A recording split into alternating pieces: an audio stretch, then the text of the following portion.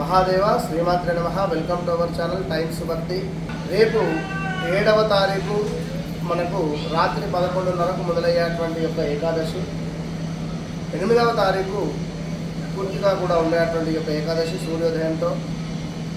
మరి యొక్క ఏకాదశి కామద ఏకాదశిగా పిలువబడేటువంటి ఈ ఏకాదశి విష్ణుమూర్తికి ఎంతో ప్రీతి. వాస్తవానికి ఏకాదశి అంటేనే విష్ణుమూర్తికి ప్రీతి. సో మనకు నెలలో వచ్చేటువంటి కృష్ణపక్షంలో ఒకటి, శుక్లపక్షంలో ఒకటి వచ్చేటువంటి ఏకాదశి రోజు తప్పకుండా ఉపవాసం ఉండడము, ద్వాదశి రోజు ఆ యొక్క ఉపవాసాన్ని విడిచిపెట్టడము, దీంతో పాటుగా ఈ యొక్క ద్వాదశి రోజు బ్రాహ్మణులకు కొంత దక్షిణ తాంబూలాన్ని దానంగా ఇవ్వడము, ఇదంతా కూడా మనకు ఏకాదశి రోజు చేసుకునేటువంటి. అయితే ఇక్కడ ఈ కామద ఏకాదశి రోజు ఎవరైతే ఈ కామద ఏకాదశికి సంబంధించినటువంటి కథను చదువుకుంటారో, ఇంట్లో నేతి దీపారాధన చేస్తారో, వస్త్రదానాలు చేస్తారో, నలుపు రంగు పప్పు కావాల్సిన తేనెకు దూరంగా ఉంటారు, వారికి తప్పకుండా విశేషమైనటువంటి ఫలితం లభించేటువంటి పరిస్థితి.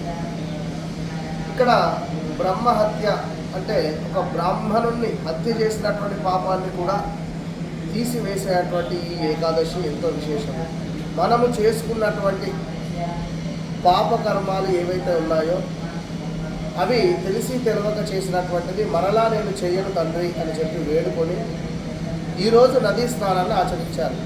ఆ నదీ స్నానం కూడా నదిలో నుండి కాస్త మట్టిని తీసి బయటికి ఒంటికి రాసుకోవాలి. ఎవరైతే ఆ విధంగా భూమాతకు నమస్కరించుకొని ఆ యొక్క భూమాత నుండి తీసినటువంటి ఆ యొక్క మట్టిని ఒంటికి రాసుకొని గత జన్మలో ఈ జన్మలో చేసినటువంటి పాపాలకు నీవే సాక్షి, భూదేవి తల్లి నన్ను ఈ జన్మలో అనుగ్రహించుకో అని చెప్పి తప్పకుండా భూదేవికి నమస్కరించుకొని నదీ స్నానము లేదా ఒక చెరువు దగ్గర స్నానము లేదా ఎక్కడైనా బావి వద్దనైనా స్నానాన్ని ఆచరించాలి. ఇవేవీ లేకుండా కూడా తప్పకుండా కూడా ఇంట్లో ఉండేటువంటి గంగా జలమును మనం స్నానం చేసేటువంటి నీటిలో కలుపుకొని గంగేచ యమునే చైవ గోదావరి సరస్వతి నర్మదా సింధు కావేరి జల ఏస్మిన్ సన్నిధిం కురు అనేటువంటి విధంగా కూడా మనము చేసుకోవాలి. ఈ విధంగా కూడా ఎవరైతే ఈ కామద ఏకాదశి రోజు ఉపవాసం నుండి ఈ విధమైనటువంటి స్నానాన్ని చేస్తారో వారికి తప్పకుండా అద్భుతమైనటువంటి ఫలితం ఉంది. ఇంకా భార్యాభర్తలు అన్యోన్యంగా ఉండాలి. కుదిరితే దగ్గరలో ఉండేటువంటి విష్ణు ఆలయానికి వెళ్ళండి, తులసి మాలను కానీ లేదా అక్కడ స్వామివారికి విశేషమైనటువంటి పుష్పాలను కానీ సమర్పించండి.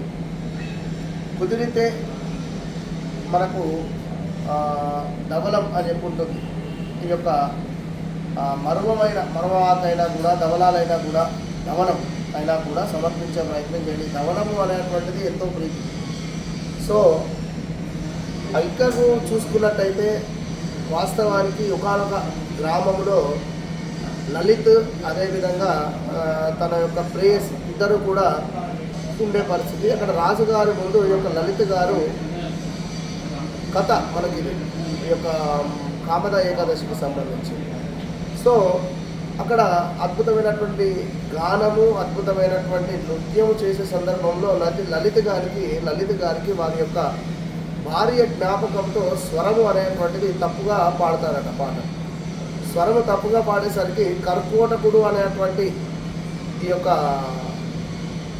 ఇది ఏమిటి అంటే మనకు కాలసర్ప దోషంలో నాగదేవతకు సంబంధించినటువంటి ఒక అతడు కర్కోటకుడు అనేటువంటి ఈ యొక్క నాగదేవత అది గమనించి రాజుగారికి చెప్తే, నీవు మనసు ఇక్కడ లేకుండా ఎక్కడో పాడుతున్నావా అని చెప్పి తనని శిక్షిస్తాడు.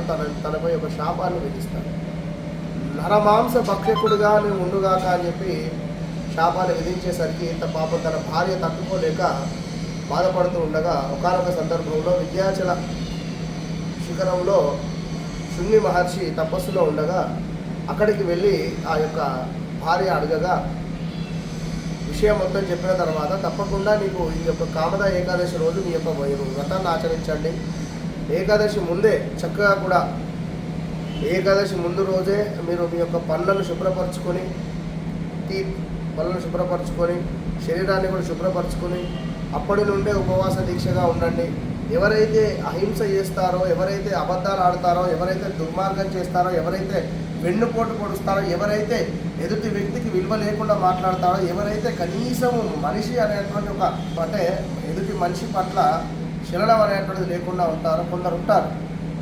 ఎదుటి వ్యక్తికి వెన్నుపోటు పొడిచేటువంటి వారు, వీరితో మనం తిరిగినా కూడా వారి పాపము ఈరోజు మనకు వచ్చే పరిస్థితి ఉంటుంది. కనుక ఆ విధంగా ఎవడైతే మనకు వెన్నుపోటు పొడుస్తున్నాడో, ఎవడైతే మనకు తప్పుగా అసత్యాన్ని పలుకుతూ ఉన్నాడో, ఎవరైతే మనకు అహింసను చేస్తూ ఎక్కువగా నాన్ వెజ్ తినేటువంటి వారితో తిరిగినా కూడా ఈరోజు మనకు ఈ యొక్క ఎంతటి పుణ్యం లభిస్తుందో వీరితో తిరిగితే అంతటి పాపం లభిస్తుంది. కనుక ఇక ఇవన్నీ విషయాలు మొత్తం చెప్పినటువంటి ఆ యొక్క శుద్ధి మహర్షి గారు తర్వాత నెక్స్ట్ వచ్చి తన అదృష్టం ప్రకారంగా నెక్స్ట్ వచ్చేటువంటి యొక్క పౌర్ణమే కామద ఏకాదశి అవ్వడము, పాపం ఆ యొక్క తల్లి ఆచరించుకోవడము, దాని తర్వాత మరలా తిరిగి తన భర్తను లలితను పొందడము, ఇదంతా కూడా కథ చాలాసేపు ఉంటుంది. నేను మీకు షార్ట్కట్లో చెప్పాను. కనుక తప్పకుండా గూగుల్లో సెర్చ్ చేసినా ఏదైనా పుస్తకం కొన్నా కూడా ఉంటుంది. సో తప్పకుండా ఈ యొక్క కథను చదువుకునే ప్రయత్నం చేయండి. ఇంట్లో నేతితో దీపారాధన చేయండి తప్పకుండా. అదేవిధంగా ఉడకబెట్టినటువంటివి ఆహారాన్ని స్వీకరించండి. కొందరు పండ్లతో ఉపవాసం ఉంటారు, కొందరు పాలతో ఉపవాసం ఉంటారు, కొందరు నిర్జల ఉపవాసం ఉంటారు, మంచి నీటిని కూడా ముట్టకుండా ఉంటారు. సో మీకు మీ శరీరానికి ఏదైతే ఉపవాసము సరిపోతుందో ఆ ఉపవాసాన్ని చేస్తూ ఈ యొక్క కామద ఏకాదశి రోజు తప్పకుండా విష్ణుమూర్తికి దగ్గరగా ఉండండి.